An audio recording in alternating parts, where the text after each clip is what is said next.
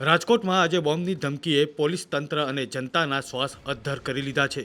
રાજકોટની પ્રાદેશિક passport office અને મુખ્ય પોસ્ટ ઓફિસને અલગ અલગ સમયે બોમ્બથી ઉડાવી દેવાની ધમકી મળતા જ સમગ્ર વિસ્તારમાં સનસનાટી મચી ગઈ। પાસપોર્ટ ઓફિસ ખાલી કરાવાઈ છે। બોમ્બ સ્ક્વોડ અને ડોગ સ્ક્વોડ દ્વારા રાજકોટમાં સઘન ચેકિંગ હાથ ધરવામાં આવ્યું। રાજકોટની બે મહત્વની કચેરીઓને ઉડાડી દેવાની ધમકી મળતા જ ફાયર વિભાગ અને પોલીસ કાફલો ઘટના સ્થળે પહોંચ્યો હતો।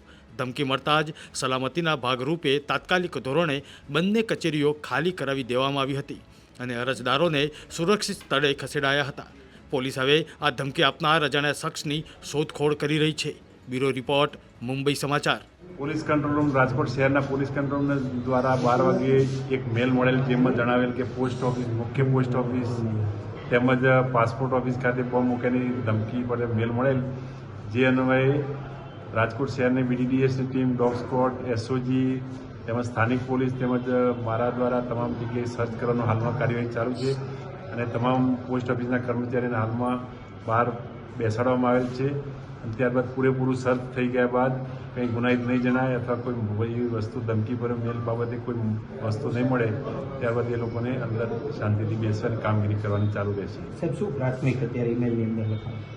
ઈમેલમાં કે હાલમાં કે ત્યાં ખોટું અમુક ISI તરફથી કરુણાનિધિને આવું બધું નામ બોલે છે, એમાં લખેલા છે, જે અન્વયે હાલમાં એ બાબતે સાયબર ક્રાઇમ દ્વારા ગુનો દાખલ કરી આગળની તપાસ જાણવા મળશે।